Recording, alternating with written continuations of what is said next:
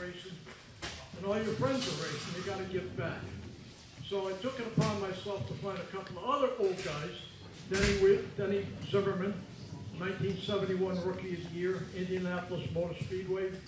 Ray Miller, modified guy whose father owned the 1952 second in points ARDC midget. Not many people know that. Well, with Economac, he told me, go to a track that's owned, not leased, that the guy serves his own food and is a man of his word. After looking around, I called Butch Elms one night from Bear Ridge Speedway. Now, Butch, as you know, is a big, rugged man.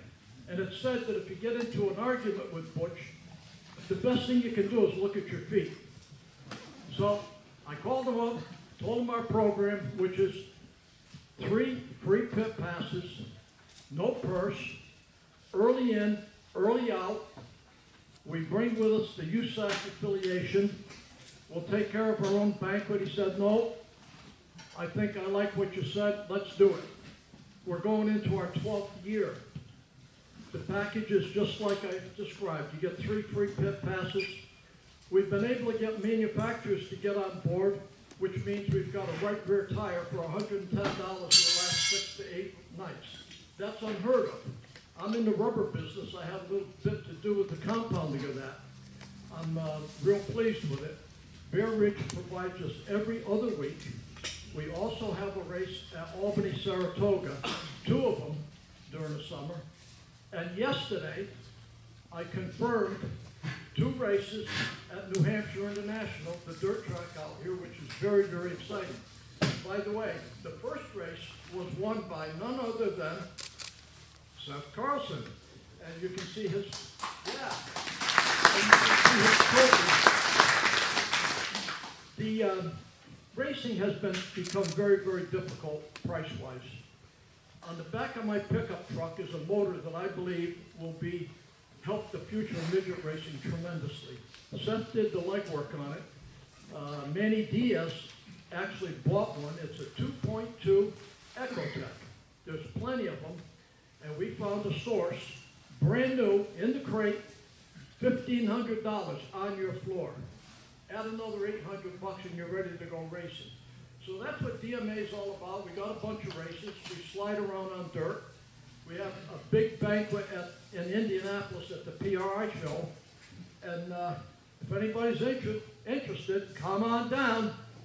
Any questions? Come on, somebody's got to have one. Oh boy, they're quick learners. Peter, thank you for the opportunity. It's been a real pleasure to be here. I've been involved with the museum right from the beginning. And the passion of Dick Bergeron has carried it, and I'd like to thank Dick so much for how he's conducted himself and made us all feel good about ourselves, about our sport, and look what we've got here. It's absolutely wonderful. So thank you, Dick. Thank you. Skip Matzak. Thank you, Skip. And you know, we could do a whole program on Skip. Just take a look at, he'd give you the stories behind some of those Crown 7 cars that are out here that are just terrific back in the day. But thanks. And speaking of the DNA, we're going to talk to Seth Carlson, who's this year's champion. And you really have taken to the dirt thing. Yeah, the dirt's a lot of fun. I originally started racing quarter midgets at the Little T Speedway, and then transferred from that to Whip City. I ran Whip City for a couple years. So I actually ran dirt before I ran pavement midgets.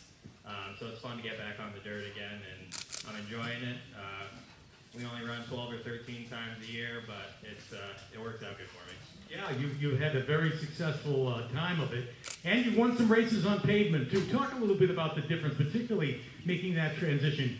Have you ever run both on the same weekend? Yep, I ran both for 2 or 3 years. There's a lot of differences. I'd say with the pavement, you have to be a little more precise, especially with the setup of the car. On dirt, you can search your way around the track and kind of make things work for you as a driver, and even if the car's not perfect, you can kind of work your way through it. With pavement, you got to be right on with the driving and the setup for sure. Yeah, a lot more, takes a little more of the driver, I guess, when you're on the dirt. Yeah, as Randy will tell you, there's a lot of driving to both, but It's just with the pavement, you just have to be so precise and be on the, you have to hit your marks every single lap perfect. With dirt, you can, if you find a little bit better line, you can gain on a car ahead of you 2 or 3 car lengths in a lap if you hit it just right. With pavement, you got to kind of chip away at it a little more. Well, congratulations to you on your success. Pretty much your plans for 2022 as well? Yeah, we'll do the same thing. Going to run a full schedule with the DMA and see if we can do it again. Congratulations on your championship for the DMA. Seth Carlson.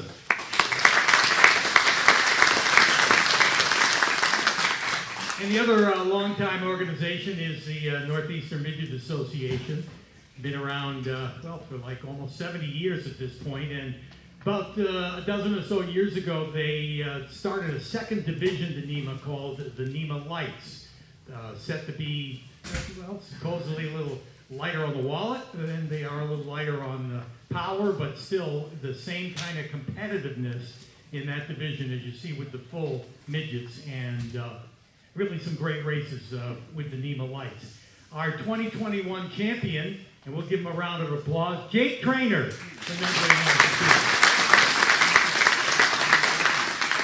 Now, before I get the questions for him, I want to point out that he drives a regular midget as well, and this year, winning a race in the NEMA Midgets and the NEMA Lights at the same time, but also became the youngest winner ever in the full NEMA Midgets this year. How old are you exactly?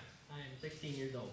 So at 16, he has amassed a championship in the Lights and at least a couple of wins in the regular NEMA Midgets, and by then get in the record books of being the youngest. So you, I guess I got to say, where did you come from? Because all of a sudden you came on the scene and started winning races, and just like that, you won a championship.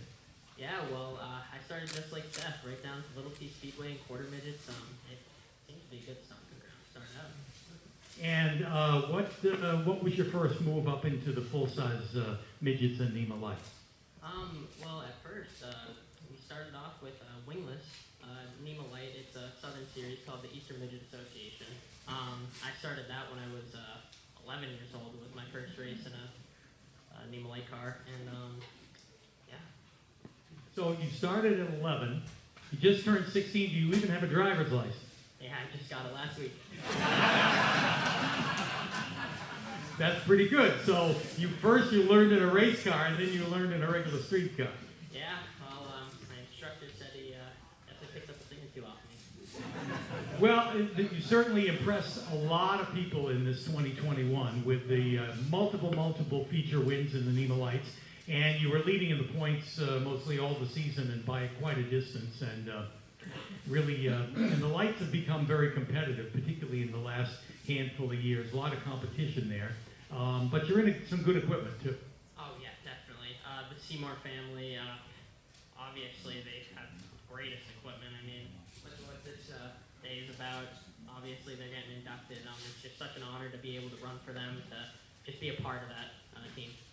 So it's kind of no secret that a lot of the stars that we'll see on the racetrack, even this afternoon, vying for the NASCAR championship, came from the ranks of open-wheel midgets and sprint cars, and is that kind of your goal, like go on to bigger and better things? Yeah, always. I mean, just every time. I mean, this year actually, I got the opportunity to run out at the Indianapolis Raceway Park, and just seeing the Silver Crown, the sprint cars, it's just so cool to be able to just be there with those guys, and it's definitely the goal. So what does 2022 bring for you? Well, a lot of the same, honestly. A lot of NEMA Light racing, here and there. I mean, we'll see what happens with the NEMA car, and really just see what the year brings. Where you can find a seat is where you're going to land, right? Yeah, that's it. All right, Jake Traynor, and I know you got to give a thanks to this guy over here, who is, we'll call him the elder trainer, who's by your side the whole time. Yeah, that's my dad. I mean, he's made it all happen for me, and really I wouldn't be standing here if he wouldn't have made the sacrifices he made this year and really through my whole racing career. Well, congratulations to you, Jake Traynor, the 2021 NEMA Light champion. Jake Traynor.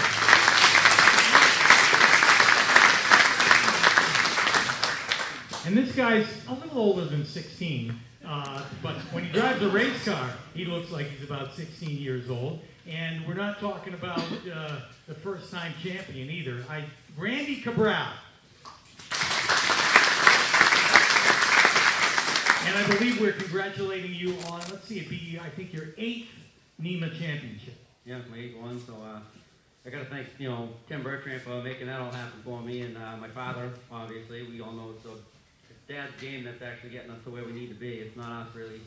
We get the easy part, so just being able to, be out there with our family is really what it's all about. And, yeah, you started in your own family car back in the beginning, but you started winning races right away. Yeah, so it's actually funny talking about, these guys starting at quarter midgets and little T and, Jake's 16 years old. I didn't start racing until I was 20. I didn't start putting a race car until I was 20 years old. So I took my path a little bit differently because my father said when we were younger, he said, either I buy you a race car and you get the race, or I buy my race cars and I get the race. And he says, and I'm spending the money so I get the race.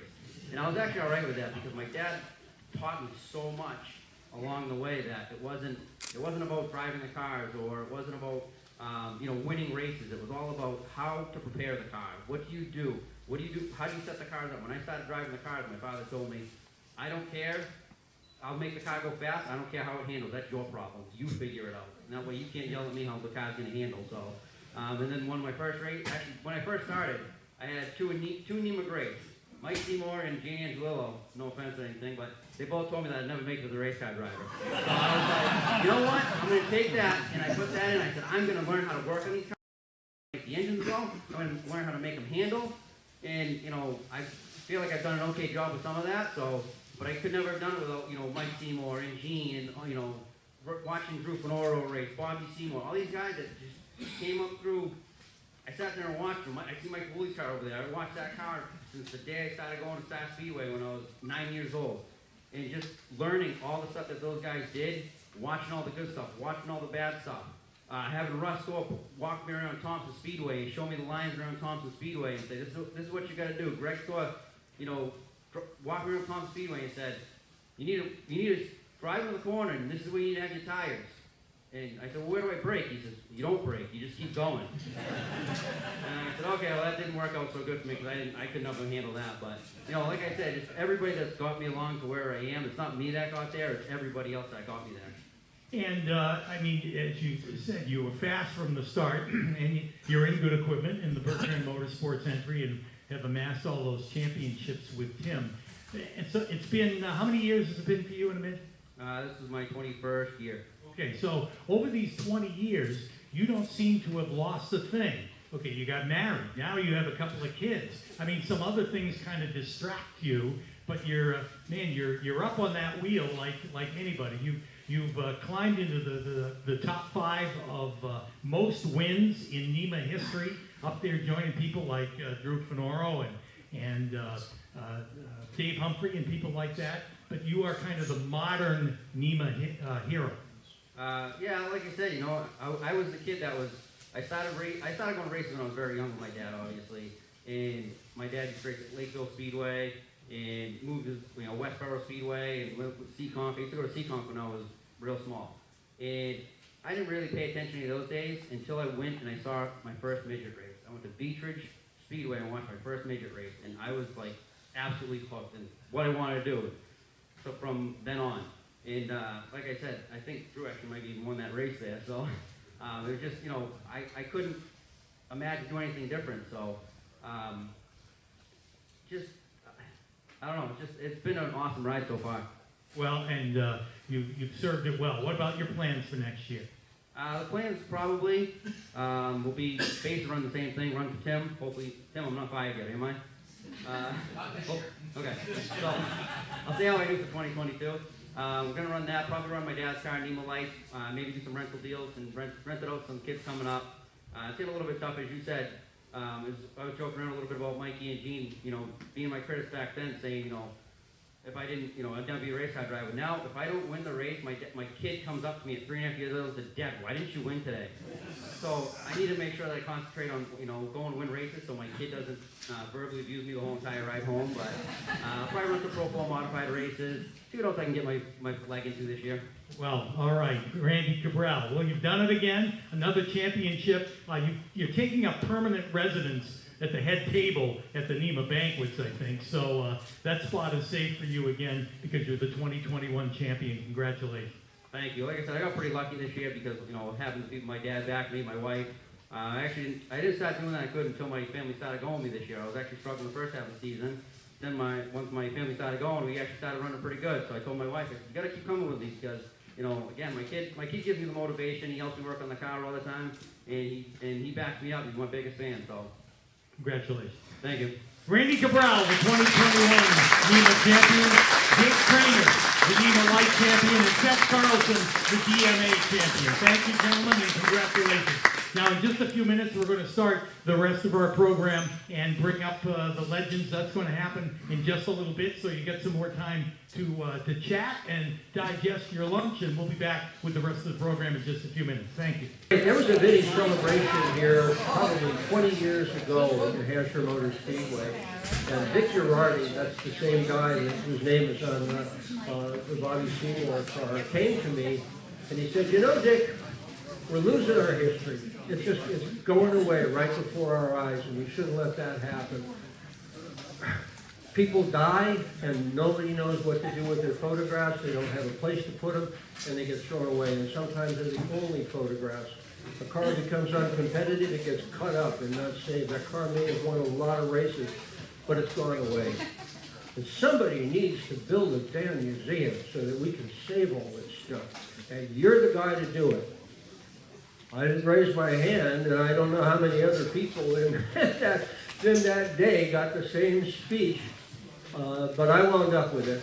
And fortunately, at the time, I knew a lot of people who cared as much as Vic Girardi did, and I did, and Lou Boyd, and some of the other folks did, about trying to preserve the history of the sport that we all, those of us who are assembled here, love and want to keep around. So we got started trying to bring some money in to be able to put this building up. And it was going slow. It was going very slow. We'd get a couple of $100 here and a few $100 there and $20 someplace else. And it just wasn't moving. And Bentley Warren called me up and he said, how's it going? I said, well, it could be going a lot better. He said, I think I can help. Well, that's nice. I mean, we all know Bentley had helped a lot of people do a lot of things in racing. He said, I'm going to bring you a $40,000 check, and I want you to tell everybody what I did. I said, Bentley, that's not you. I know you've helped a lot of people, but you always want to keep it quiet.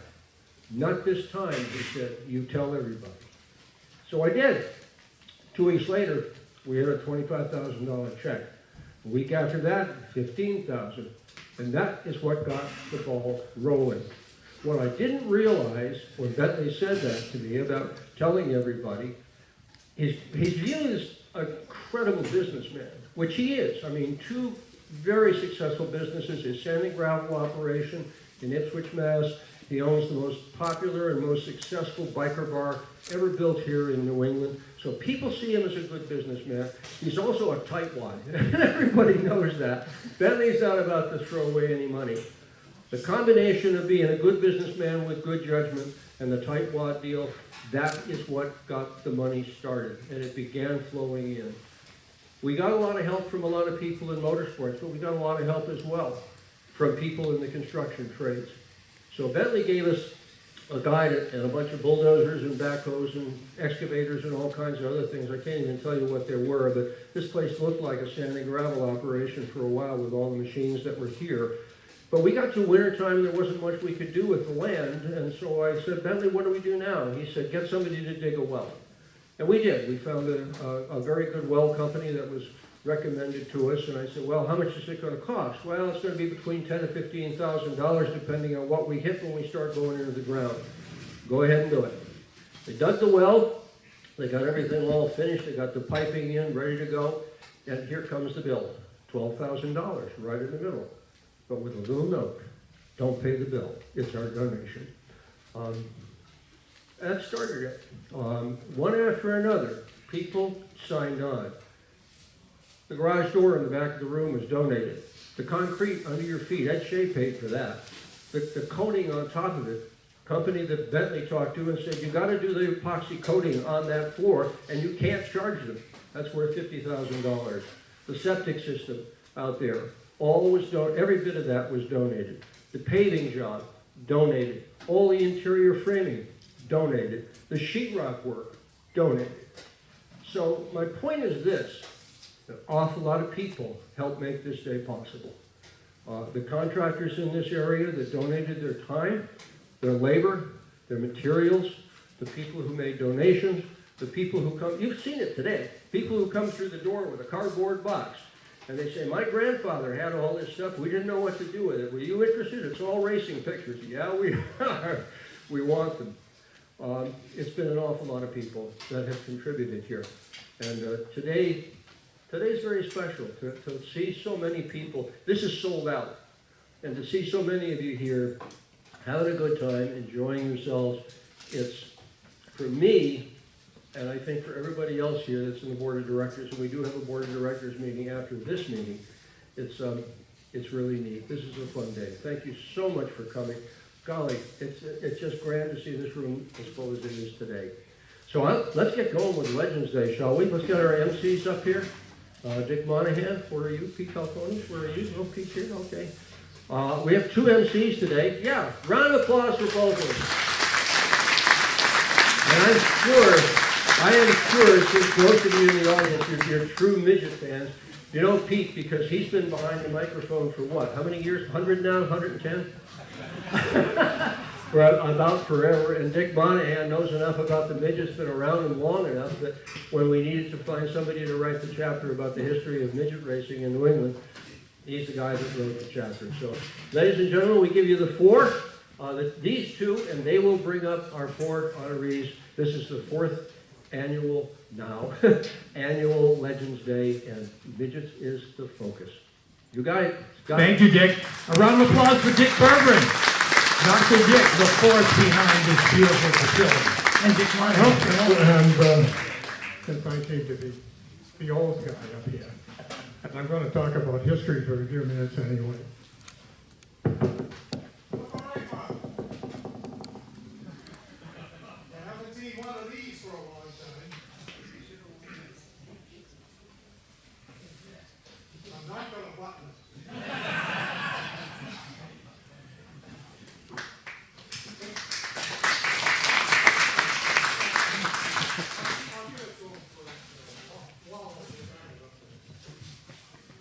How's that? You still have one? Okay. Yeah. That always happens, but this is the old NEMA logo way back in the 50s. So anyway, here we are. Yeah, and we should talk a little bit about how we got here. Dick, you, as Dick Bergeron pointed out, you wrote the history of midget racing for the history of racing in New England. Why don't you take us back to the very beginning? Well, I had a lot of help with that. I'd like to make sure I credit Sammy Weisberg, who we lost a couple of years ago, from the Lowell Sun, who did a lot of the detail work on it. Anybody who lived in the Lowell area and got that, if I knew a lot more about what was happening in the midget world than any place else in the area did. But for those of you, I figure there might be some of the people who came from these other kinds of cars. But the first midgets actually were run about 1914, of all things. There was a juvenile racing association in Los Angeles. And they ran at Legion Speedway. Well, I'm sorry, it was the high school part. The cars were smaller. Midgets were a little more midgety than they are today. And the cars were smaller. They ran for about 3 years, and then things came along with World War I. They got in the way, and it went away again. And then it started all over from scratch about the early 30s. 1933, there actually was a sanctioning body and a schedule and all that in California. It was all in California. And while the kids in that first group were running bike engines, two cycle bike engines. These cars had real engines and were actually pretty good. And then the second year, 1934, they made it all the way to the East Coast. There was lots of racing in the New Jersey, Pennsylvania, New York area, and there was some here. First race in New England was in a little track built in Boston, right in the city of all places. And if you're familiar with the south side of Boston, it's right where the Southeast Expressway takes that big bend at the exit from Massachusetts Avenue. That's where the first track was. A couple years later, they ran a couple of shows in Boston Garden, and then World War II came along. It got very popular before World War II, but after World War II, when everybody came home, everybody had lots of money, it actually boomed. Well, 1948 was really the high point of midget racing, but they were running eight races a week, the Bay State group around here. I mean, can we still think of it? Westboro was one of them, and Seacon, and Peabody, West Peabody, and Medford, and Thompson. I'm missing a couple. What? Yeah. That was the one I had listed to be first. And the Pines, and Dracut. I may have gotten more than 8 there, but there were 8. I had a program at one time that listed the 8 races that were running, which was probably too many races. There were so many races that people got bored, and there was so much money that everybody went out and bought a new car with an Offie engine, and the racing got dull. Just like some other kinds of racing we know these days, they get dull because all the cars were the same. And then it went downhill, and people stopped showing up, so the promoters turned to jalopies and other forms of modified stock car racing that have come down to being the modifieds that we hear today. So we've been around for a long time. They thought we were dead. Well, I wasn't here that long. And we've come back. In 1953, NEMA was formed as a result of the midget racing. NEMA was formed in 1953 to be a stock car club. No open houses, just stock blocks. But it was only a few years later that the stock blocks had gotten powerful enough that they let the Offies come and run with them. And after a few more years, the stock blocks got more powerful than the Offies, and these went away. And now it's all stock blocks. So it's been a long ride. I've only been around for the last half of it, but it's been fun. And I think some of these guys will agree with me that it's fun. Well, let's bring up our, thank you, Dick, for that history, by the way. Let's give him a round of applause. Because he was there. And I was just a little kid hanging around the announcer's booth at Westboro Speedway when Dick Monahan was there calling the midget races, as a matter of fact. Well, maybe not a little kid, but I was a lot younger than I am today. Maybe you're going to tell me, but whenever I run into one of the guys that maybe your age, who was a kid, who's still involved with the midgets in one way or another, I'll hear somebody come up behind me and say something, and now they're going to push off those cars, and you'll see how they do it with the midgets, because they have no starters, because there's nothing on a midget that isn't there for speed or safety. And so when they start the cars, the first thing the driver has to do is turn off the front wheel brakes, and then he gets the push from behind, and he stands on the brakes until they push him off. You'll see the wheel skid a little bit, and then it starts to turn a little bit, and it starts to, because we don't want it to crank the engine over so quickly that it might break something in there. And so they get it pushed off, and then the first thing he does is remember to turn those front wheel brakes back on, because he just might need them sometime in the next few laps. Yeah. For sure. And that's still how they do it today. Yes, but the kids, the ones who were kids then, who remember couldn't get into the pits in those days. For sure. So they were sitting in the grandstand listening to my patter. Your commentary, for sure. That's how we got to grow up and know about midget racing as it is today. We've got 4 legends that we want to induct into the legends and get their banners hung up here at the Northeast Motorsports Museum. Go ahead and bring them up. Okay, I see one right here is Drew Fornoro. Come on down. From Andover, New Jersey. Oh, okay. No, I figure I'll get down here. Okay, and Rollie Lindblad is over there.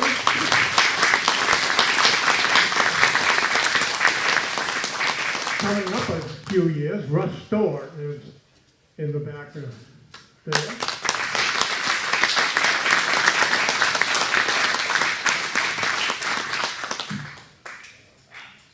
And one more. Who am I missing? Well, we've got Bobby Seymour representing the Seymour family.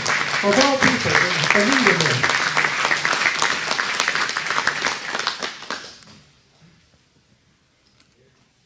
Actually, this is for the whole Seymour family.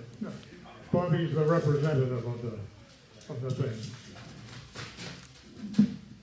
In fact, this is all about families. Everybody on this dais has whole family behind them, involved with the whole thing. Your turn. Okay, well, we're going to get to speak to each of our legends up here today and ask them a bunch of questions, so you'll have to excuse me while I jump in front of somebody. Yeah, 5 championships with multi-time champion owner Gene Angelillo and the 1997 championship with Bruce and Ann Bean. Inside the top 5 of the NEMA win list with 49 wins. His first in 1987 and the last win in 2012. He had 17 wins, or he had wins in 17 different years, also in the NEMA records books for that. Russ has served as the president of NEMA in various positions within the organization, the 6-time champion Russ Stoehr. And Russ, I guess we're going to start with some questions for you, and I want to point out that we will take questions from anybody, and that's going to be part of the program today. So believe me, if you have a question for any of our legends, raise your hand and we'll get the question to them. I think I'm going to give you that mic. Okay, so my first question for you, Russ, the name Stoehr is still on midget rosters today and still entering the history books to this day. But you were actually a 3rd-generation racer yourself? Yeah, my grandfather was a crew member. My father was a driver, as you all know. He drove for many years, and I drove myself, obviously, and he was doing a pretty fine job carrying on the family tradition. And your brother was a racer, and he had children that raced as well. Yeah, both of my nieces raced as well. So quite a bit of history there in the family. Did you spend a lot of your youth going to the races and working on race cars? We spent quite a bit of time going to the races. I actually moved out of the house a little bit young and got away from it for a bit, but then my father was no longer driving for Bruce and the car became available, so I went back and drove for Bruce. And just kind of stepped right into the position that your father had before that. So what was your first experience behind the wheel of a race car? I mean, when you got in there, was it at all what you expected? I didn't know what to expect because when we got to the track, the car really wasn't working properly. My father was trying to get it going for us, and I didn't really get in it until the heat race. And my father was only advice he could give me was you got to turn the steering wheel right when you go down the straightaway because it's going to want to go in that direction. I said, well, this should be interesting. and it was. I took to it pretty well, and we had a pretty good first season. And Bruce bought a new car the year after, and things just kept getting better and better. And so your experience was right here in the heat race. It's really the first time you really got to wheel it. Yeah, at Star Speedway. So, and today, you know, kids get to come up through go-karts and quarter midgets. There wasn't that opportunity then. No, they might have been for other kids, but it wasn't one for me. But you had watched enough between your grandfather and your father to really get the urge to get behind the wheel and then do it yourself. Yeah, there was never any question whether I was gonna race, if I was gonna race something. It was going to be you. It's gonna be me. You amassed 6 championships in NEMA, well inside the top 5 of all-time wins, and you drove for some impressive owners. We saw Bruce and Ann here today. What are some of the other true highlights of your driving career? Oh, it's just, I mean, any driver that can win a race I've said it when I was president, I've said it whenever I can. I mean, every crew member, every wife, every girlfriend, everyone that's involved with this deserves wins. And for those of us who are fortunate to be able to get as many as I have and these guys have, I mean, it's just a blessing. And now we know that your son has followed in your footsteps, began winning races immediately. What kind of advice did you give him when he started, and how do you advise him today? I might want to point out that Avery, who's here in the audience today, was the 2019 NEMA champion and was a winner and champion in NEMA Lights and continues to win races today, driving for Tim Bertrand. And what advice did you give him with starting out, and does he still consult you today? Well, we started out in go-karts, and I just tried to do a really good job keeping him grounded and cannot, get too ahead of himself. And he consults me now and then, but he doesn't need my help any longer. No, I don't think so. He gets it done for sure. That's for sure. And how does it feel for you to be on the sideline, again, after winning so many races and so many championships, and now you're rooting him on from the sideline? I don't get so many races anymore, but you do the talk-off after the races. I mean, just some of the things he's doing out there, and you talk to Keith, and he's just, he's an amazing driver behind the wheel. And I was going to mention that because you operate a family business, and how long have you been in that business? I'm sure there's a fair amount of racing talk that goes on around there, and you get some work done, right? Yeah, me and my brother were working together for like 30 years, and there was a lot of race talk, and we still do quite a bit of chatter on the shop. And Avery works for you there as well? He does, and Keith comes over, works on the cars there when it needs to be worked on. And tell everybody what your business is. Yeah, automobile business. We sell and service Highline vehicles. And it's going well for you. Yeah, it's a little challenge with the pandemic, but it's coming along pretty good. Congratulations on that. What, with the experience that you have in the history of your involvement, what does the future of open wheel midget racing look like to you? I mean, a lot of touring divisions having some challenges now. I see the quality of cars is far better than I ever used to be in the club. The lights division is certainly pretty strong, and I think if you could add 3 or 4 NEMA cars, they'd have a really good touring division. And of course, you were president of the club, which meant you were responsible for booking a lot of the dates that NEMA ran. And what kind of feedback do you get from promoters these days? I know, the midgets aren't such an automatic to add to the program as they were years ago, but is it much of a sell job, or you're still the promoters out there still pretty receptive? I think they're very receptive. I mean, I think we've got a quality organization. We put on a really good show. I mean, Timmy was booking a show, I believe, at Seekonk a year or so ago, and they said how long a midget race takes, and he pointed out that a stock car race is 30, 40 minutes sometimes, so we get a good product to sell. Yeah, for sure. Sometimes those midget races go green to checker, and they're over in a handful of minutes, so that's pretty impressive, and the club works hard to put on a good show. Hey, do you think that the sport is strong enough that we're going to be around for a while? I think we'll be around for a while. I mean, we've been around since, 1953. Yeah, it'll keep going for sure for NEMA. How about questions from any of our audience? Who wants to ask a question of Russ Stoehr? He wants you to ask a question, actually. Don't be afraid. Go ahead and challenge him. Tim Bertrand, you must have a question for the great Russ Stoehr. What would you say the difference is between your driving style and your son's? Doesn't sound like he's got much different than me going on right now. I just like to get out there early and fast and get to the front, and it seems like he's trying to do that himself. With a question for Russ. Yep.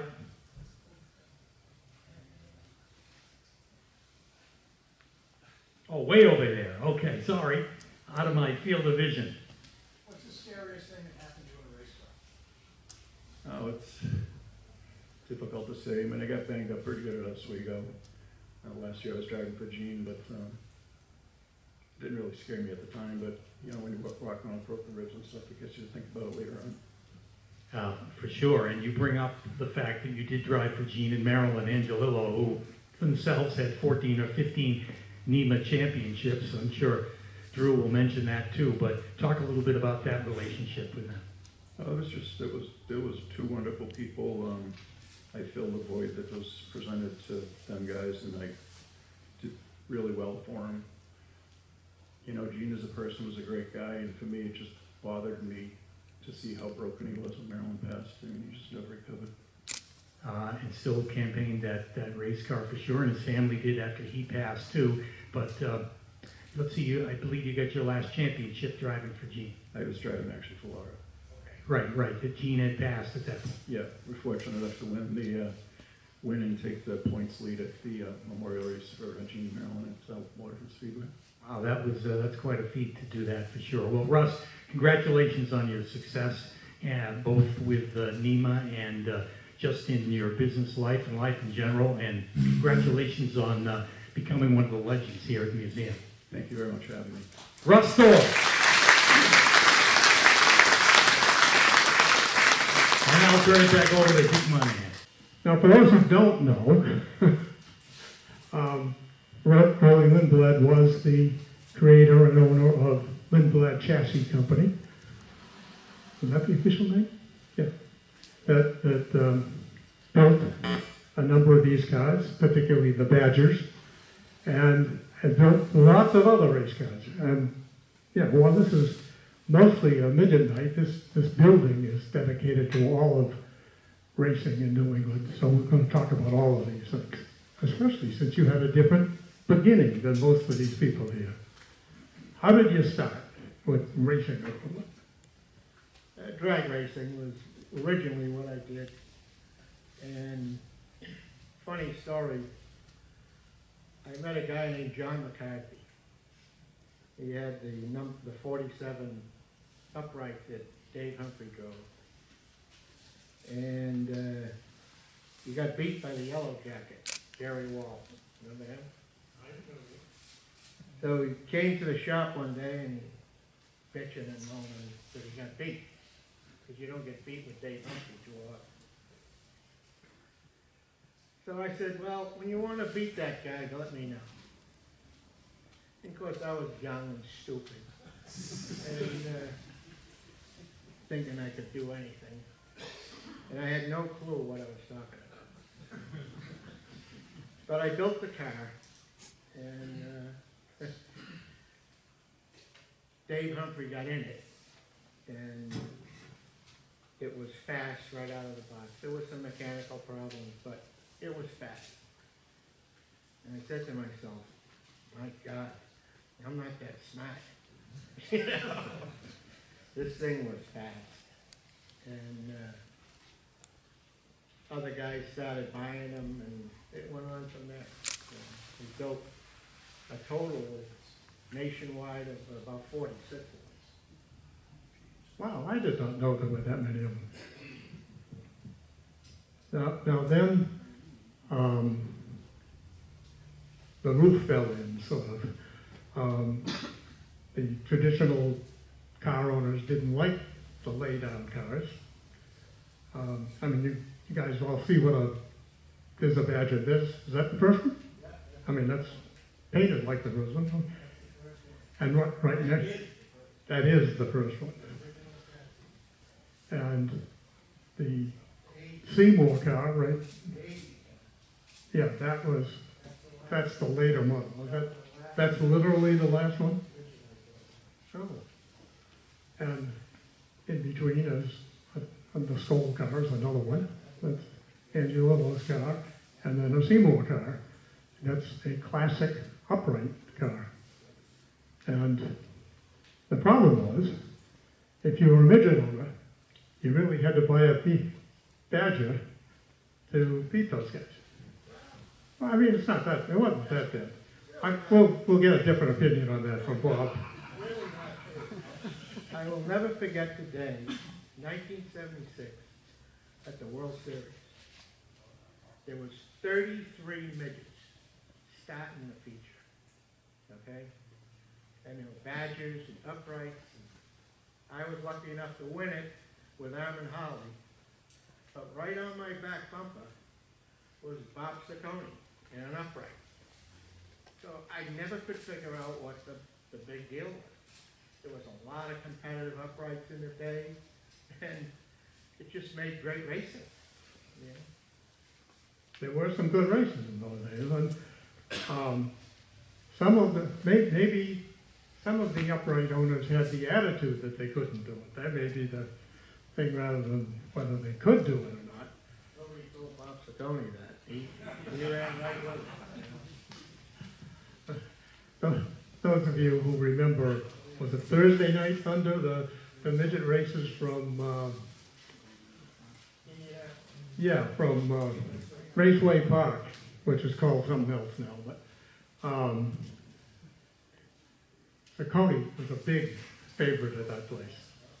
He won some and made a lot of humor at the same time. Yeah, big pair of balls. Well, don't all midget drivers? Well, it's funny that after we built John's car, I decided I gotta have it. So, I built the car and we were up to Utica Road. And I'm driving out there and I think I'm flying, right? So we going through 1 and 2. At the corner of my eye, I see Humphrey coming up the back path, right beside me. And he's looking at me. And I said, wait a minute. I'm driving this thing, and scaring myself, and he's looking at me.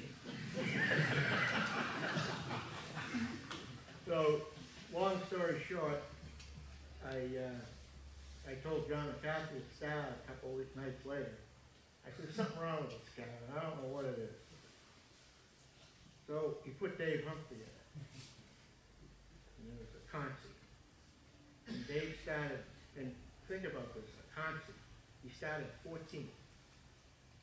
Okay? And on lap 6, he took the lead. So I goes, well, I guess there's nothing wrong with the car.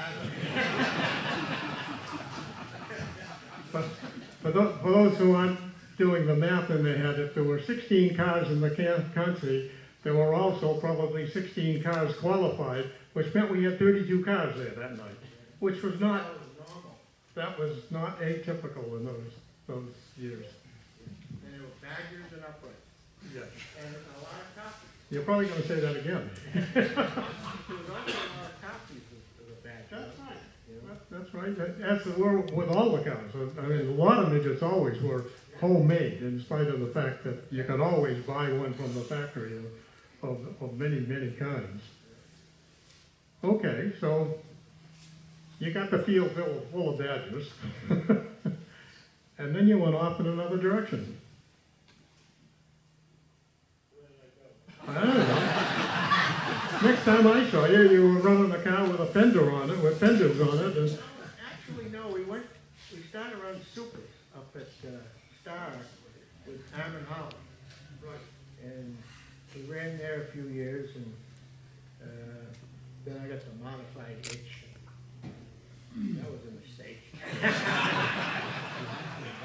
But, you know, we won some races in the modified. I had Leo Clary driving it, and he could drive it, you know. I always learned very early on, no matter how good the car is, you better have a driver, or you're not going to win.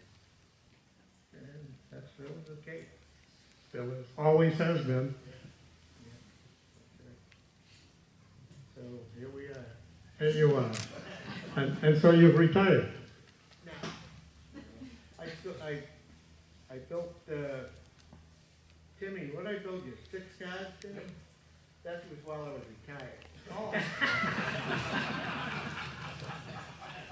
Do you still call those Badgers? No, truthfully, his car, the first car that I fixed up was a bent up Traynor, wasn't it? Yeah. And he said to me, can you build me another one of these? I said, sure. Well, I built 5 more. Timmy's a good customer. Always gotta have those. So, interesting factoid, as he said, the original idea by McCarthy, that if you don't know who John McCarthy was, he was the longtime president of NEMA. I can't remember how many years. At some point, I'll tell you how he stopped becoming president. And he is the one who was largely given credit for allowing the club to run split shows with the stock cars. In other words, he started selling the NEMA midgets as an add-on show to a regular Saturday night show at all the racetracks in New England. Of course, before that, they had insisted on running on just standalone shows. His way worked a lot better. But along came this guy named Jerry Wall, who lived, what was his mechanic's name? Somebody must know here. I can't remember it. The mechanic built a V4 Chevy, a four-cylinder Chevy, but instead of being a straight line inline engine, it was a V4. And he had a lot of trouble with it at the time, particularly the ignition system that had to somehow run only half the timing. I never understood that thing. But so they got it running about halfway through the, what season, 71, 72? 71. 71, okay. So come out for 72, and we are looking for some really exciting races. That car and the Yellow Jacket by Joe. There must be some pictures of the Yellow Jacket around here somewhere so you can see what it looked like. It was a little yellow thing. Yeah, yeah. And yeah, the V8 was, the V4 rather, was in the back. Henry's going to find us a picture of it. So afterwards you can come look at the picture and have me. This one, you've undoubtedly seen pictures of that one if you don't recognize it. In that 72 years, either Jerry Wall or Dave Humphrey won almost every race. They never finished together.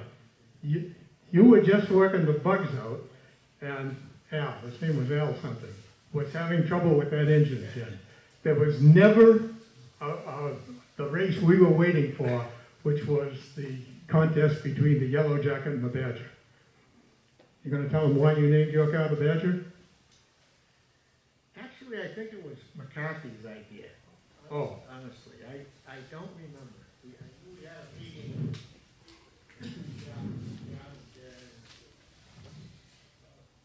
Floyd's got the Coyote and Gurney's got the Eagle. We need something. McCarthy told me that I thought you named it that car was called the Yellow Jacket, but he called his chassis the Mongoose for some reason. And McCarthy told me that Badgers are the primary enemy of the mongooses. Of the mongoose? How do you say mongooses? So, has it been fun? Yeah, wouldn't do it any other way. Has it been profitable? No. Yeah, you're having a comfortable retirement. Yeah, okay. I'm in the process of spending my daughter's inheritance. I know how that goes.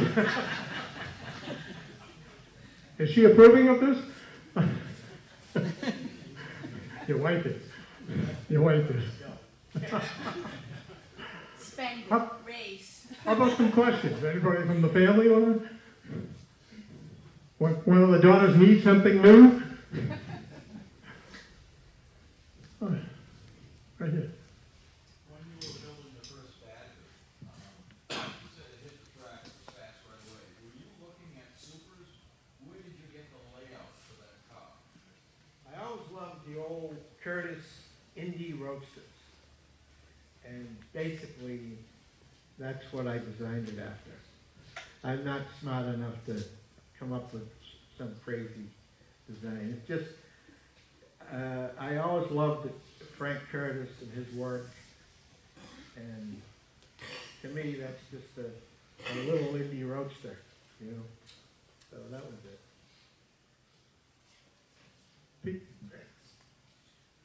All the cars that you built, which one is your favorite? And I'm wondering about that school badger over there and all the races that Drew Fornoro won in that thing. Is that number one to you, or is there something else? And please don't make it a stock car. Yeah. No, the car that I built with Arm and Holly driving it was my favorite car. Yeah, it was my own, and we won the championship in '76 with an $1,800 motor. He was crazy though. Yeah. He had He was absolutely good though. He was good. He drove the car 14 races and never scratched a Nerf bar. That's amazing. And he had better not, because the Nerf bars were 049 and it wouldn't have held up.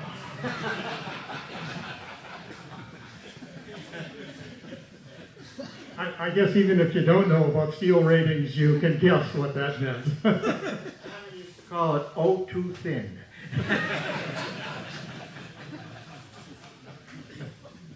Have you still got one, Pete? No, I'm thinking we gotta move along. Okay. Let me be- have a nice book. It's been fun. Nice to see you again. So let's talk about Bobby Seymour and the Seymour family. Current day racers know the Seymours as car and engine builders today, parts suppliers and coaches to drivers and car owners alike. But their history runs very deep in midget racing and open wheel racing in general. With Bobby and Mike Seymour, both have NEMA championships to their credit. Bobby is solidly inside the top 10 of the most NEMA wins list. Mike is not too far behind, but they have one outside of NEMA and New England as well. Now, you can't mention any of the Seymours without mentioning the history of the Seymour family patriarch, Boston Louis Seymour, known as the man that towed a million miles. Thanks to Dick Bergman for that.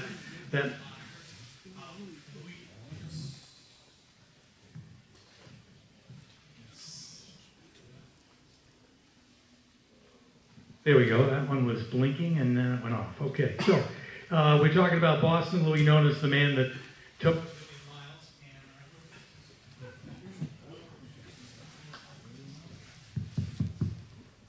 Try that one.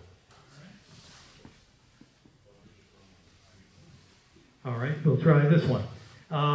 Louis was a force to be reckoned with in USAC sprint cars, Silver Crown, and midget cars for years. Some of the greatest wheelmen ever sat in the cockpit of Louis' cars and amassed a healthy list of big-time wins. The list of names looks like a who-who in open wheel racing. The Million Mile moniker comes from the fact that Louis and his family towed those race cars from Marlborough, Massachusetts, to racetracks all over the Midwest and South, and even to the West Coast just about every weekend of every summer for a lot of years.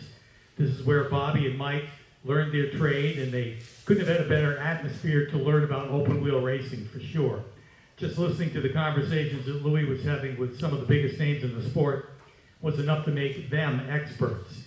And it wasn't just Bobby and Mike that were part of the family effort. Louis' daughters, and especially his wife Ellie, were very present as a part of the team. But again, the history involves so many members of the family. We have Bobby Seymour up here to talk a little bit about it. And what age was it, Bobby, that you actually got to hang around the garage and traveling with your father to races? Oh, it was very young. We actually started driving quarter midgets like these kids today. We did it back in the 60s, and so we were like 5 years old. Matter of fact, at the Marlborough Airport in Marlborough, Mass, my dad and a bunch of his friends got together and built a track, and that's where we kind of got started. But he was a big fan of all the USAC sprint car stuff and all what was going on in the Midwest. So we were 6, 7 years old and started driving out to Indy just to watch the races. And I think we started going to all the Indy 500s, and then, you know, a couple nights before you'd go to sprint car races. And midget races around. So that's where we got introduced at 5 and 6 and 7 years old. Amazing, for sure. Now, in the 1960s, there were a handful of racetracks within an hour's drive of Marlboro. And many more within just a couple of hours. What attracted your father to traveling so far and race the kinds of cars that he did? Well, I think that was at the height of, USAC racing. It was just, so fun to watch and so popular. And, you just went once and you saw some of the tracks and some of the cars with best drivers in the world at that time. There was no World of Outlaws at that point. So it was the USAC sprint cars and Silver Crown cars, and had all the Indy 500 drivers driving those cars the night before they ran Indy. Parnelli Jones, A.J. Foyt, Don Branson, just you name it. They were all running at these sprint car races and midget races. So it was the best of the best, and he just decided, one day in the, I think it was the late 60s, that he would buy a car and compete with those guys, and that's kind of how it all got started. And so that means you never got taken to a stock car race. No, I can't say that I hadn't, but open wheel racing was what he liked the best, and we went to the Daytona 500 and tracks around here. Once in a while we get to. We couldn't race around here because they had no sprint cars, no dirt in this area, so we didn't see what was happening in the modified scene, and we'd hear about it when we get back, but we were always coming back on Monday morning from Terre Haute or Eldora or whatever, so we really didn't know what was going on in our own area. For sure. And it really was a family affair, including all of your family traveling to the races when most families go to the beach at the amusement park on the weekend. Basically, the whole family was loading in the car and going. Oh yeah, the family and more. It was crazy. We'd have sometimes 2 trucks leaving Marlboro with 2 cars in the back and a camper on the back of each one, and it'd sometimes be 10, 12 of us driving from here to Eldora, Knoxville, Iowa, and it was a real circus. Just having everybody. You stop at a gas station, everybody pile out, and it was fun the whole time. And that was the thing I think about the most is. We did it every single weekend from the end of March till November. If we didn't just absolutely love it, you'd be out of your mind if you didn't. So we loved the whole atmosphere out there, and it's just a different. Not that we don't have similar in a different way out here, but out there is just a way of life. And back then, it was really something to be a part of. And we mentioned that really it was a who's who of drivers. Talk about some of the people that, some of your favorite drivers that drove the Seymour car. Yeah, I would say the guy that was my favorite driver was Billy Casella, who in 1976 won the National Silver Crown Championship. My brother and I were just teenagers working on the car, but he was only 4 or 5 years older than us, and he was just like a big brother to us, and he drove for us for 10 years straight.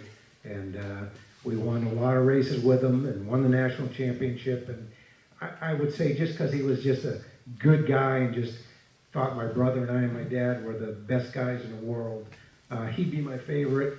But, you look at Kenny Schrader, family friend, and Bentley Warren towards the end. It was just, we did this for so long, just so many of them. We're just blessed to be involved with all of them. And before I forget, just listen to the story Dick told about Vic Urardi, who for 10 years was my sponsor, and I didn't know this conversation took place about telling Dick to do this, but Vic was a great guy and meant so much to my family, my career, my racing. I won the championship in 1987 driving Vic's car, which is that car right there. So, and then just looking at the banners hanging, so many of these people. Eddie Shea has not only helped everybody in the sport, he helped our family out so much. Anytime you ever ask him to do this or that, I've been so blessed to have Eddie help us out. The Nocellas who paved the whole parking lot. Anthony drove for us and helped us out through the years. And just so many people that helped in this place right here today is really some of the same people that helped us out. And without them, racing in New England wouldn't be what it is today. And so thrilled to be part of the heritage, having us here today. And the other thing is just going in with all three or four of us here, Rollie Lindblad, building these cars. When you think about NEMA, in my opinion, you think about the Badger, and that's what really gave NEMA its name. And what Rollie did for our sport is just amazing. And if I have I'm not talking as much for my family, but for me personally, to be able to build my own chassis and even compete with what Rollie has built.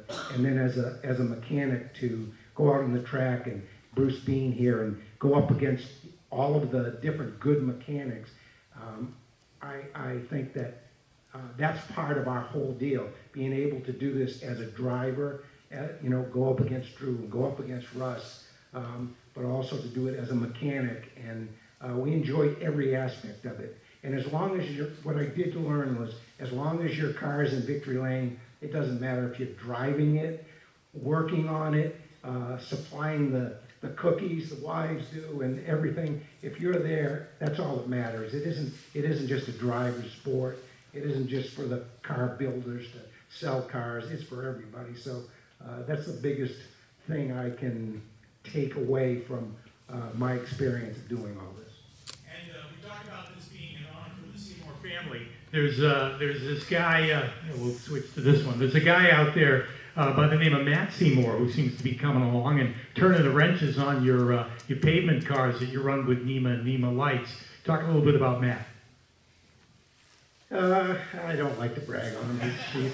He's pretty damn good. But we enjoy doing this. He drove quarter midgets for a while and just decided that he really liked working on them more than he liked driving them. And I think he was 10 years old when he took our first NEMA light car apart in the shop and started putting it back together. And I don't know, I think that he's learned a lot the last 10 years now doing this. And but he's just another example of, it's not about just being a driver in this deal. It's about, the family getting involved in different ways. So Matt's got a good future hopefully in front of him, and he enjoys doing what he's doing. And when summer ends, you guys start thinking about racing on the dirt. Just quickly tell us about what your plans are for the rest of the season and the beginning of 2022. Well, we did just get back from a dirt race in North Carolina. We've been racing dirt probably 5 or 6 times a year. We do like to run the Chili Bowl. It's I'm sure half the people here have been there. It's just a chance where it's like a big trade show. Everybody in the industry goes out there to watch this big event with the best dirt drivers in the country, from World of Outlaws to USAC to the NEMA guys that participate in it. So we do that once a year. We're going out there this year with 2 cars, and we really enjoy the dirt. Little break from the asphalt stuff, so we kind of enjoy it. But just being in the business and the midget parts business and stuff, it's good for us to be out there, and so we enjoy that every year. Well, congratulations to you representing the entire Seymour family, and we wish you the best of luck. We thank you for the history that you bring to the sport, both in the way your father campaigned and you and your brother in your driving careers, and now Matt picking it up for the family, and we wish you the best of luck going forward. Okay, thank you very much, and congratulations again to you guys, and thanks again, Dick, for having the whole midget group up here. It really means a lot to all of us. Thank you. You stay down there so we're the same size. Oh, okay. You're a little taller here. So, hello. This is Drew Fornoro, for those who hadn't read the brochure. And he's from Andover, New Jersey. Well, he was anyway. So, okay. So, I know how you got started, but let's tell these people how back in the day you got going. Started racing or got involved in it? Got involved, which was probably first. Well, I was born into it, and You know, I was born in 1950. My father was the 1950 ARDC champion, and what people don't know, he was also 1952 NASCAR midget champion. People don't know NASCAR had a midget division, but he won the first title, and you know, you just take it from there. I just grew up with it. And you were going to the races early? Yeah, I was hypnotized one time because I couldn't remember my father ever winning a race. And I got hypnotized and I remembered him winning the race. And the ironic thing was that my wife's father was second. Again, for those who don't know, she is the former Miss Clark, Russ Clark's daughter, right? So I didn't hear what you said, so I didn't put my hearing aids in. Oh, I see. When you do it long enough, you need 2 pairs of eyes. Now, because you also have a brother known as Nick or Noki. Who's the older? I'm the older one.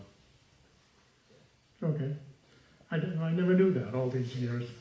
Well, because he was Nick Jr., you know, everybody thought he was older, but no, I was the first, and that's all. Okay, now we because we knew about the family and so on, we knew you existed and all that, but then all of a sudden you popped up in New England. How did that come to be? Well, I was running, you know, ARDC and the TQs and some Pro 4s and all of that, and then I came up with my brother one time. I forget what track it was, but Mike Sr. went to Gene and says, "Hey," he says, "you need another guinea run in your car." You know, he says, "I'll have my kid take care of it and this and that," and you know, I didn't want to bump anybody out of rides and stuff, but eventually Gene did call me and says, "I'm ready to make a change," and so that's how I got up here. Scribani's involved, and you know, just a good opportunity. Gene had a great car then, and certainly wouldn't pass it up. Certainly not.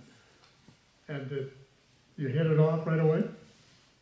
Yeah, well, the first night we ran was at Waterford, and one of my crew guys that's been with me since I started racing, his wife had just passed away, and my head wasn't even into the race, and I, you know, I know exactly what we did. We finished 5th, and I remember a couple of the crew guys were saying, "Well, we went from steak to hamburger again now," because Billy Hughes had run the car the night before and got second, and then the next week we went to Star, and the car wouldn't react to any of the changes, like Randy was saying. We grew up back in those days learning what the car, how to make the car handle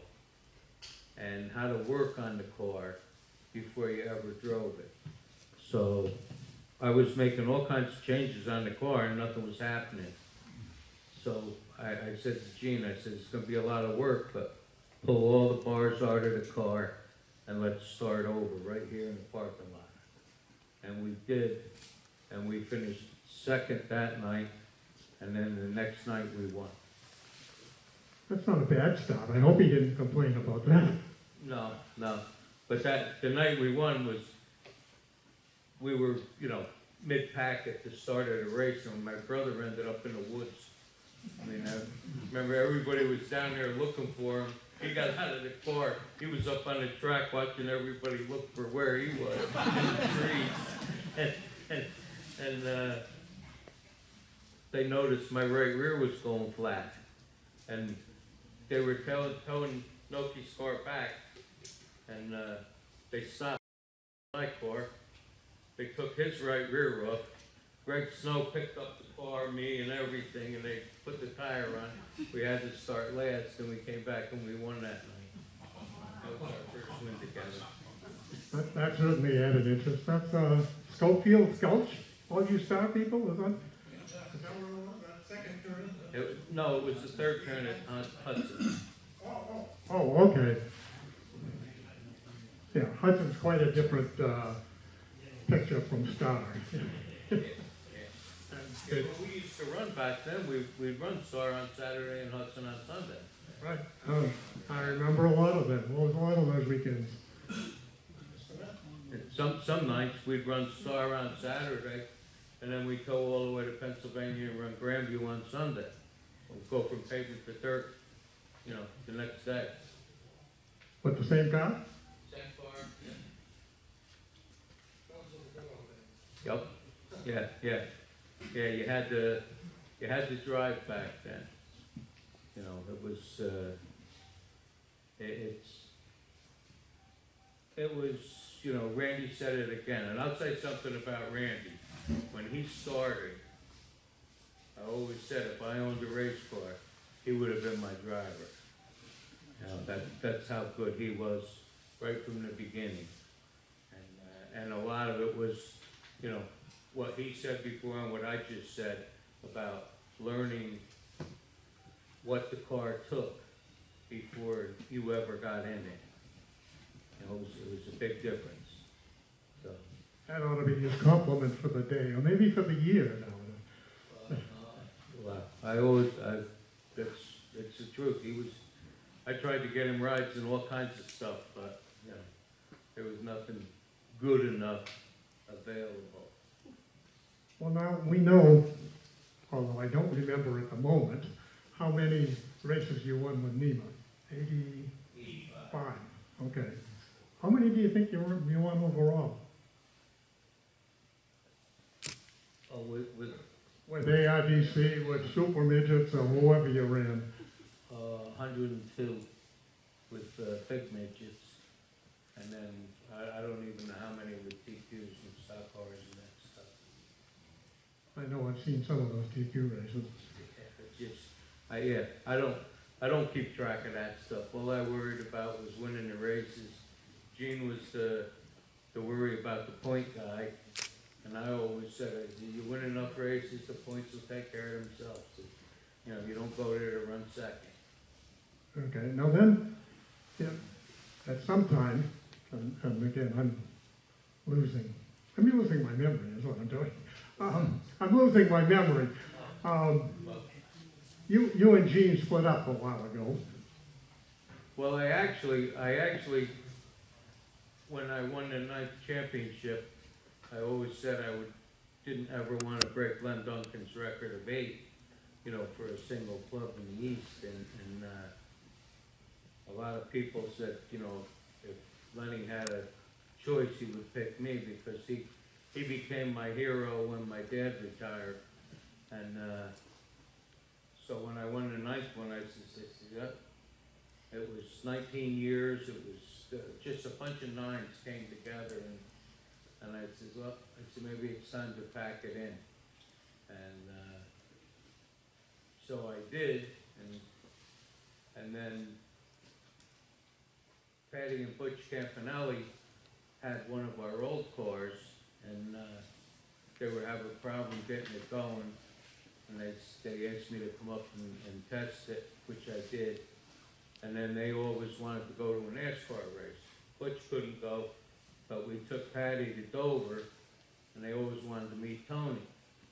So I took them in to meet Tony and stuff, and Patty was telling Tony about, you know, how they really loved me to come back and this and that. And Tony slapped me in the face and says, you know, you never should have retired. He says, go back and drive their car and stuff. So that's how it happened with me coming back. And it's a good story because the first night back, I finished second at Waterford, and then the next race was Star, and we won it. So it was pretty good. But Star and me were a good track together. So. Yeah. What did Gene have to say when you beat him the second time? No, everything was okay. Yeah, no, it was fine. You know, Always good to leave friends. yeah, I mean, everybody's still friends, you know. How about anybody got some questions for Drew? Dick? You are one of the scariest midget drivers to watch, right on the absolute frickin' edge. I mean, there was that little bit of margin between your car hanging onto the asphalt and not. Was it scary driving it as it was watching you drive it? Well, you should have drove it the night we did the story. You didn't want to drive it. No, there's no way I would drive it first. Well, Were you scared? Were you ever scared driving it? well, you talk about the driving with the push and all of that. Well, Boston was one of the ones that we were at Westboro, and he said to Gene, he goes, he's not afraid of a push at all. Because Westboro, you guys remember, you come off a tube, you know, it really wanted to, off of the bump, it wanted to take you right to the wall, and I just let it go to the wall, it was way faster. You don't bind them up, it's like, you know, it's not, you don't have the horsepower that you have in a super, you know, or sprint car or something like that, so a lot of it, especially the bigger tracks, is momentum. You know, so you try to keep that momentum going. There's one of the best guys in the world is doing it right there, keeping that momentum going. You. Yeah, and then, well, you remember the night you said, what gear was I running? And you said, that's impossible. That's what I was running.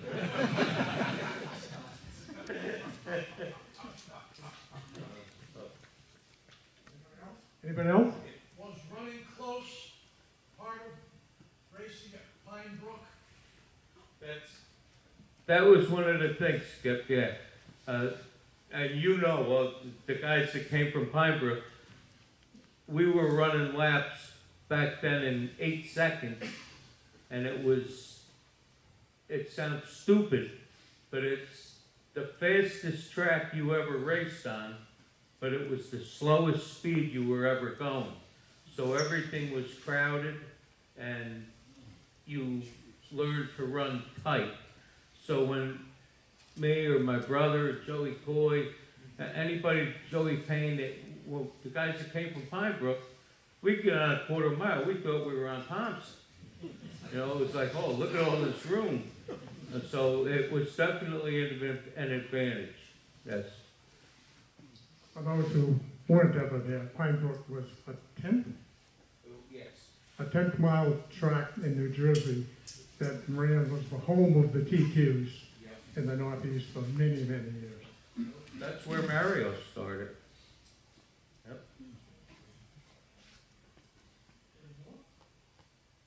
Yes. With the most championships and wins in NEMA, what set you apart from all the other drivers and teams? I couldn't hear you. With all the wins, more wins and championships than anybody else in NEMA, what kept you apart from all the other drivers? What set you apart? I don't know. Yeah, we just, like I said before, all I want to do is win. You know, second place, your first loser. You know, just pays better than third. You know, just, you know, if you're, I don't know, just any sport. I don't care. You're going there to win. You know, if not, why are you going? I'll tell you one thing that, having watched a lot of drivers over those 25 years from up in the tower, you three guys are among the guys who disproved that old rule that people tell kids coming up. Don't try to win it on the first lap. All three of you were well known for. If the opportunity is there, you take it. If not, have the confidence in yourself in the car that you'll get there. And that was one of the things that the difference between my brother and myself, you know,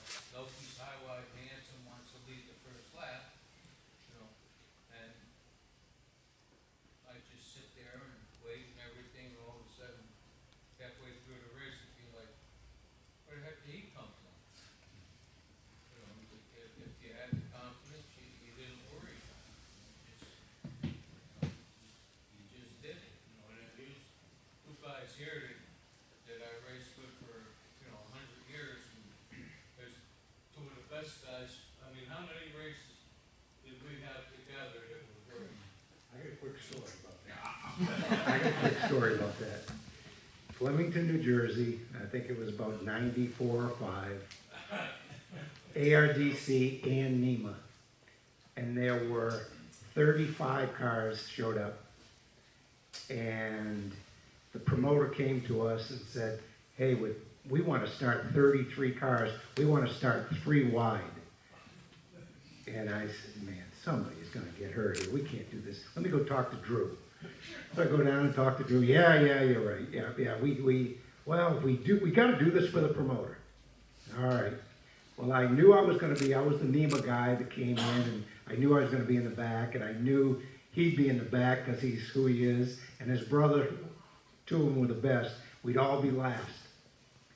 So we go get Noki. They're going to make us start dead last, 3 wide. Oh, yeah, that's going to be crazy. Yeah. I said, let's just have a meeting with all the drivers and tell them we don't want to win this thing. This is a 33-lap race. This is 33 cars out here. You got plenty of time. Yeah, let's go talk to them. So these 2 guys are the 2 talkers, and they're telling everybody, yep, just use your head, especially Noki. Just use your head. This is a 33-lap race. I'm starting 30th. He was starting 32nd, and Noki was starting 33rd. And I wasn't going to listen to him, so I went in 4 wide, and I'm coming out about 10th, coming off of 2. He was 3rd, and Noki was leading, going down the back from 33rd to 1st. Right?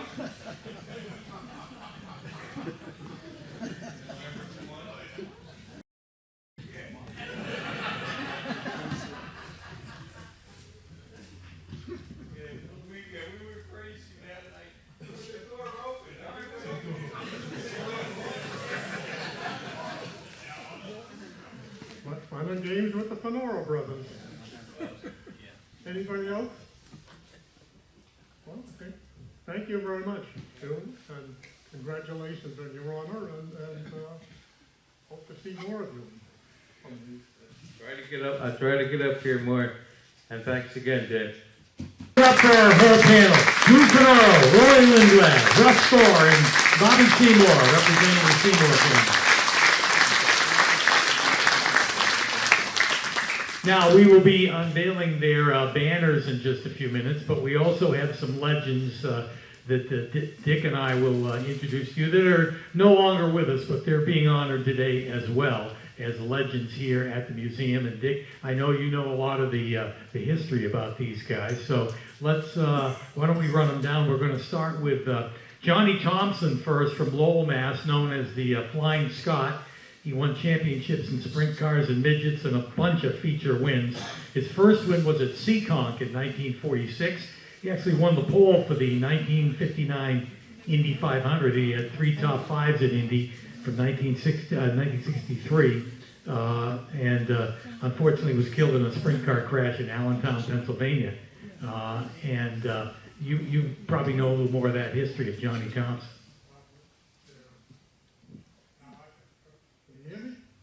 No. Now you can. Okay.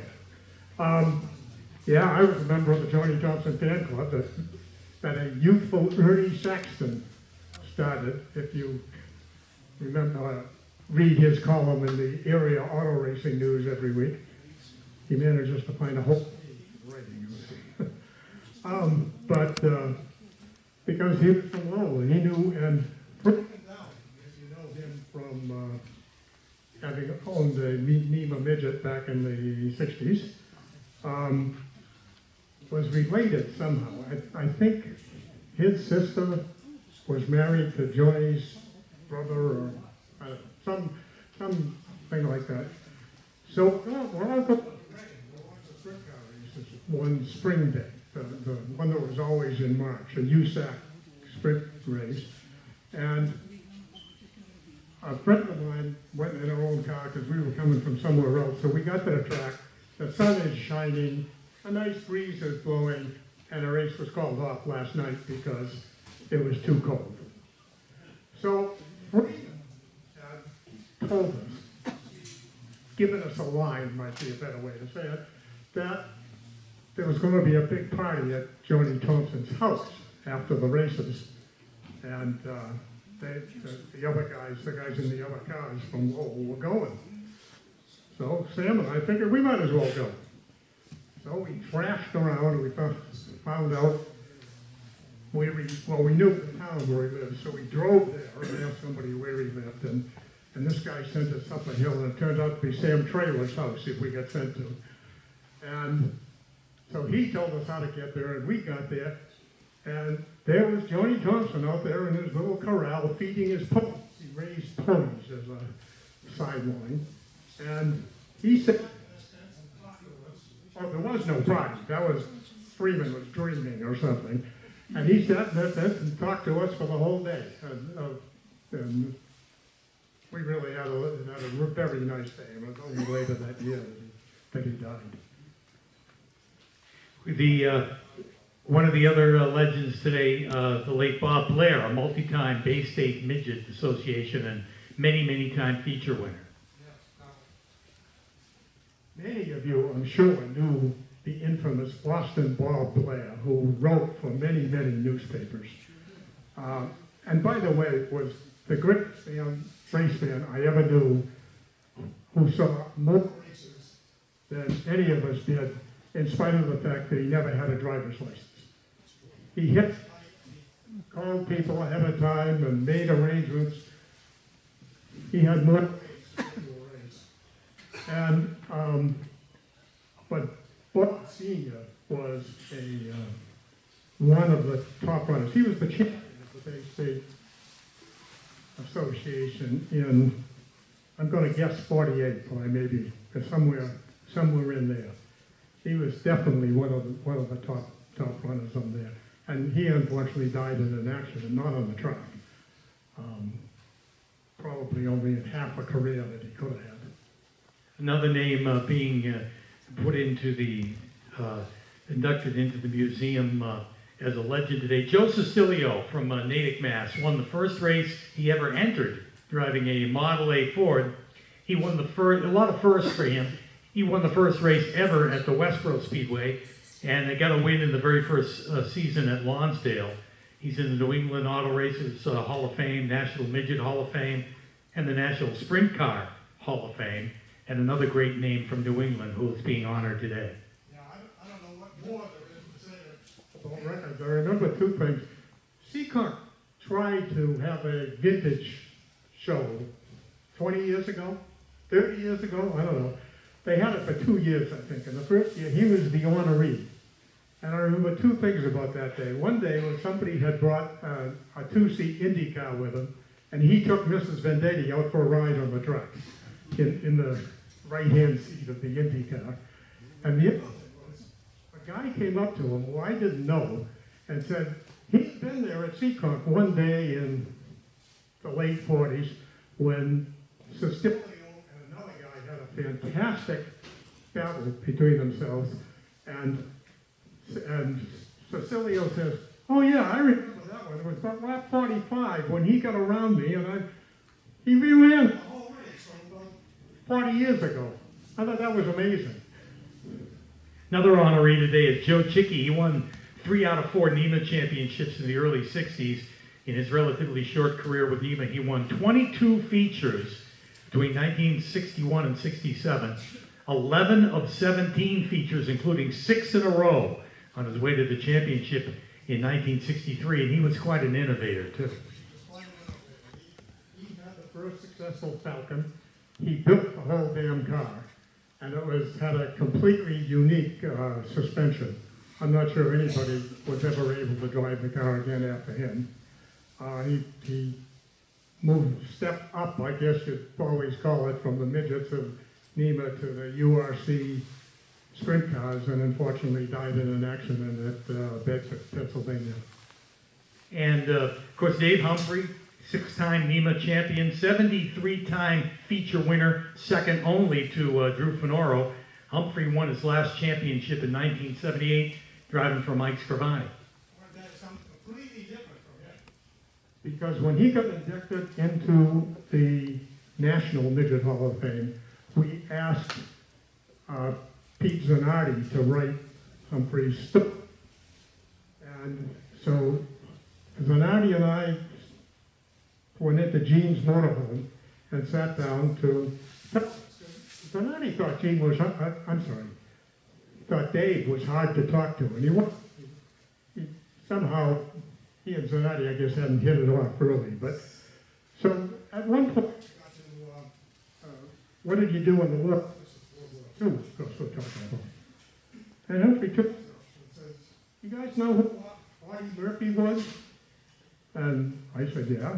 He said, "There was a book called Hellenbeck, and there was also a movie called The Hellenbeck about Audie Murphy, who was the most decorated soldier, American soldier in World War II." Humphrey says, "I was right there all beside him, the whole war." I looked that up. They went over to North Africa, they had already won that. But they got to invaded Sicily and won. They went to Salerno, Italy, invaded it. These guys on the Atlantic side were getting all the press because they were invading Normandy, which everybody knew. They had been to Europe, they hadn't been to Sicily. They invaded Salerno and fought to a draw, fought to a standstill with the Germans. So they moved up the country a little bit, invaded Anzio, and moved to a standstill after capturing Rome. They got back on the boat, moved over to southern France, and invaded France. That's 4 invasions by the same bunch of American soldiers. Then they fought their way all the way up to the north, on the west side of the Alps, where there was a famous, another name, Colmar Gap. Was like the Bulge on the Earth. If you've heard about the Battle of the Bulge. They wiped that up, and then turned into Germany and invaded Germany at the same time as the Patton and all the other guys who came from the north. That was his 2 years in the Army. Wow, and he was a heck of a race car driver too. Yeah, and a name that we still know from open wheel racing, particularly NEMA today, the Eldridge family. Bill Eldridge was the original NEMA champion in 1953 and picked up 3 more championships throughout the 1950s.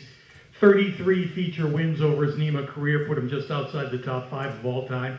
He won 3 out of 4 races that he ran in 1954 and won the championship for the 2nd year in a row. But Bill Eldridge was the original NEMA champion and one of the real stars throughout the NEMA career. And he is another one that's being honored today as a legend and will be a part of the unveiling here today. Yeah. Yep, and of course he was from Chelmsford, Massachusetts, my hometown, and he was a great guy, and he was a real family man. He was missing from the NEMA rosters from most of the 60s, I think. He came back, drove for you when he came back, and because his wife was very ill, and she ended up dying from the disease, and he just felt he had, I believe, 6 kids, maybe only 5, but he had to stay home to be with the kids and to make sure they were brought up and also, but he came back, drove for Billy, and we put him in the New England Hall of Fame 4 years ago, 5 maybe, something in there, and he came up. He was living in Arizona with one of his children, and he was just fine. But he's since passed on. He was one of the smoothest drivers I have ever seen, and the thing that I will always remember about him is this was the days before all the safety gear around. He always drove in a white turtleneck sweater with the collar up. So he thought these older cars were much more open than they are today. He looked driving by like he was just out for a Sunday ride. And one day, I remember at Norwood, that there was this, I was in the infield for some reason, and there was this guy over here was holding a wheel hammer. And Eldridge goes by, this was in Gibby Parmenter's Ford, and right behind him is Hank Williams in Stone's office. And I could hear him yelling, what's going on with this guy? Going, every time he went by, he swung the wheel hammer at Williams and said, catch that Ford, Williams. Catch that Ford or you're fired. He's back the next time, same thing. Next week he was fired because he didn't catch the Ford.